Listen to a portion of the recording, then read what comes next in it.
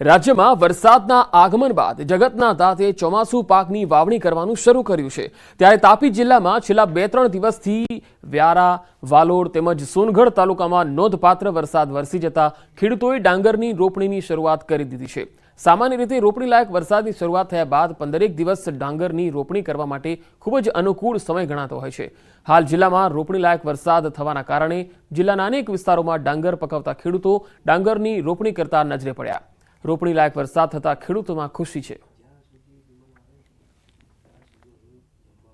સારો એવો વરસાદ વરસી ગયો એટલે અમે 10 તારીખથી રોપણી ચાલુ કરી દીધી છે અને આજે 14 તારીખ સુધીમાં અમે રોપણી પૂરી બી કરી દેવાના છે। એટલે આ વર્ષે સારો સમયસર વરસાદ આવી ગયો અને સમયસર અમારી વાવણી થઈ ગઈ। વરસાદ 2-4 દિવસથી ચાલુ થઈ ગયો છે ને પાણી સારું છે એટલે અમે આ રોપણી ચાલુ કરેલી છે અને હજુ અમારી 4-5 દિવસ રોપણી ચાલશે ને પૂરી થઈ જશે। વરસાદને રીઝવવા માટેના ઘણા પ્રયત્નો ગામડે ગામડે થતા રહ્યા હતા અને આ વરસાદ સારો 3 દિવસથી આવી રહ્યો છે તાપી જિલ્લાને, એને લઈને લોકો ખેડૂતો આનંદ ઉલ્લાસભેર રોપણીનું કાર્યમાં જોતરાઈ ગયા છે। રાજ્યના વધુ સમાચારો પર નજર કરીશું। હાલ રોકાઈશું એક બ્રેક માટે।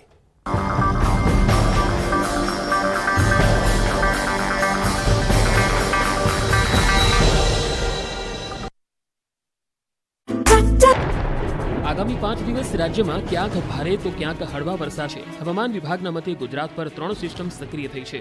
ગુજરાત પર સાયક્લોનિક સર્ક્યુલેશન, બીજી દક્ષિણ ગુજરાતથી નોર્થ કેરળ સુધીનું ટ્રફ અને ત્રીજી સિસ્ટમ વેસ્ટર્ન ડિસ્ટર્બન્સને કારણે વરસાદ થશે। હવામાન નિષ્ણાતના મતે આગામી 5 દિવસ વરસાદી માહોલ જોવા મળશે, જેમાં 15 જુલાઈની વાત કરીએ તો ભરૂચ, સુરત, નવસારી, વલસાડ, દમણ, દાદરા નગર હવેલીમાં ઓરેન્જ એલર્ટ આપવામાં આવ્યું છે, જ્યારે ભાવનગર, રાજકોટ, જૂનાગઢ, અમરેલી, બોટાદ, ગીર સોમનાથ, અમદાવાદ, મહીસાગર, આણંદ, ભરૂચ, વડોદરા, પંચમહાલ, દાહોદ, છોટાઉદેપુર, નર્મદા, તાપી, ડાંગમાં યલો એલર્ટ આપવામાં આવ્યું છે। આ ઉપરાંતના વિસ્તારોમાં કોઈ એલર્ટની આગાહી નથી। તો 16મી જુલાઈની વાત કરીએ તો પોરબંદર, ભાવનગર, રાજકોટ, જૂનાગઢ, અમરેલી, બોટાદ, ગીર સોમનાથ, ભરૂચ, ડાંગ, સુરત, નવસારી, વલસાડ, તાપી, દમણ, દાદરાનગર હવેલીમાં ઓરેન્જ એલર્ટ છે। તો 17 જુલાઈએ દ્વારકા, પોરબંદર, ભાવનગર, રાજકોટ, જૂનાગઢ, અમરેલી, જામનગર, રાજકોટ, ગીર સોમનાથ, ભરૂચ, ડાંગ, સુરત, નવસારી, વલસાડ, તાપી, દમણ, દાદરાનગર હવેલીમાં ઓરેન્જ એલર્ટ આપવામાં આવ્યું છે। 18મી જુલાઈએ જામનગર, રાજકોટ, ગીર સોમનાથ, અમરેલી, નવસારી, વલસાડ, દમણ, દાદરાનગર હવેલીમાં ઓરેન્જ એલર્ટ આપવામાં આવ્યું છે, જ્યારે અમદાવાદ અને ગાંધીનગરમાં ગાજવીજ સાથે થોડો વરસાદ થવાની શક્યતા છે। સમગ્ર રાજ્યમાં વરસાદી માહોલ જામ્યો છે। કાળા ડિબાંગ વાદળો વચ્ચે જોઈએ તેવો વરસાદ થતો નથી, પરંતુ હવામાન નિષ્ણાત અંબાલાલ પટેલે ગુજરાતમાં 2 દિવસ બાદ ભારેથી અતિભારે વરસાદ થવાની આગાહી વ્યક્ત કરી। હવામાન નિષ્ણાત અંબાલાલ પટેલે ન્યૂઝ 18 ગુજરાતી સાથેની વાતચીતમાં જણાવ્યું કે 14 થી 15 જુલાઈના બંગાળના ઉપસાગરમાં હલચલ જોવા મળશે અને સિસ્ટમ ગુજરાત સુધી આવી પહોંચશે। પશ્ચિમ ઘાટ વધુ સક્રિય હોવાથી 17 થી લઈને 24 જુલાઈમાં દક્ષિણ ગુજરાતના ભાગોમાં ભારે વરસાદ થવાની શક્યતા રહેશે। કોઈ ભાગમાં 300 mm એટલે કે 12 ઇંચ વરસાદ ખાબકવાની પણ શક્યતાઓ છે। દક્ષિણ ગુજરાતના ભાગોમાં ભારેથી અતિભારે વરસાદ થવાની શક્યતા રહેશે। તદ ભાગોમાં 300 મિલીમીટર કે વધારે વરસાદ થવાની શક્યતા રહેશે। દેશના જે પશ્ચિમ ભાગો છે એ 18 થી 25માં સામાન્ય કરતાં વધુ વરસાદ થવાની શક્યતા છે, જેમાં આપણે જોઈ ગયા કે બંગાળના ઉપસાગરના કારણે 17મી તારીખે દક્ષિણ સૌરાષ્ટ્રના ભાગોમાં તો ભારેથી અતિભારે વરસાદ થશે। સૌરાષ્ટ્રના કેટલાક ભાગોમાં લો પ્રેશરની અસરના કારણે ભારેથી અતિભારે વરસાદ થવાની શક્યતા છે। મધ્ય ગુજરાતના ભાગોમાં પણ વરસાદ થવાની શક્યતાઓ રહેશે। આ ભાગોમાં 100 થી 125 mmની વરસાદની સંભાવના છે, તો ઉત્તર ગુજરાતના ભાગોમાં 100 થી 125 મિલીમીટર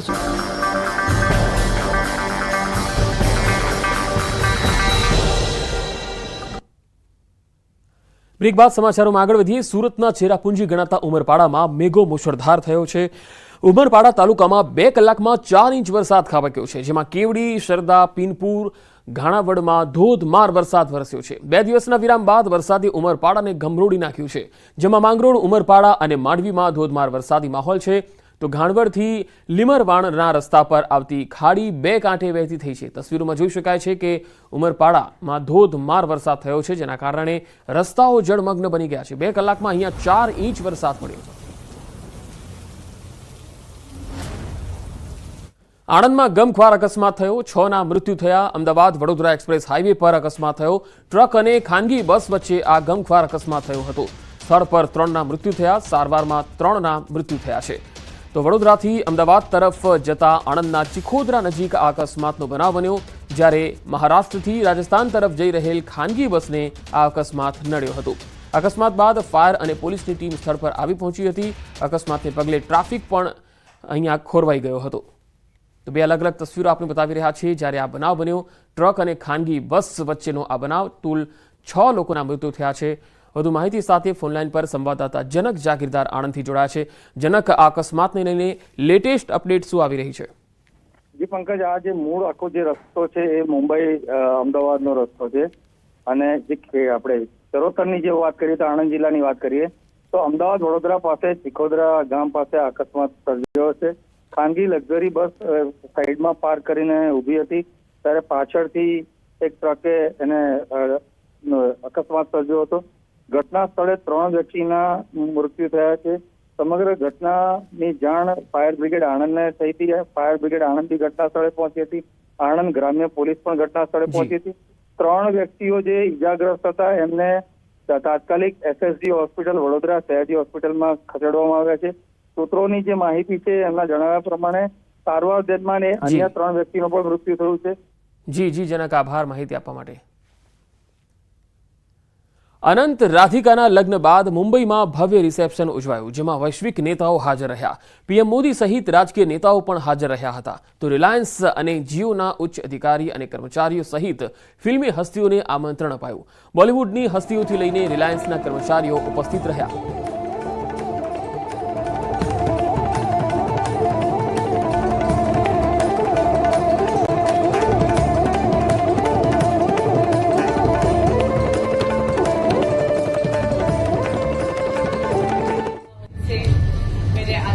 राधिका की शादी के लिए आए हैं, इसलिए आप सबको मेरे तहे दिल से धन्यवाद. ये शादी का घर है and you became a part of our celebration. Thank you for your patience and understanding. और कुछ भी भूल हो गई हो, ये शादी का घर है तो इसलिए माफ कर देना.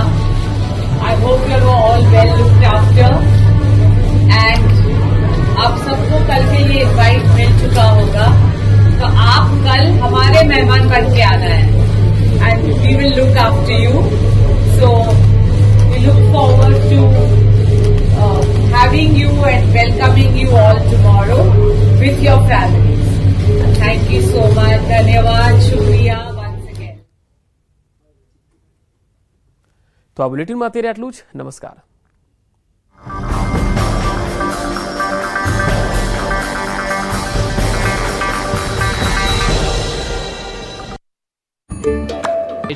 કચ્છના ભાગોમાં 75 મિલીમીટર વરસાદ થવાની શક્યતા છે.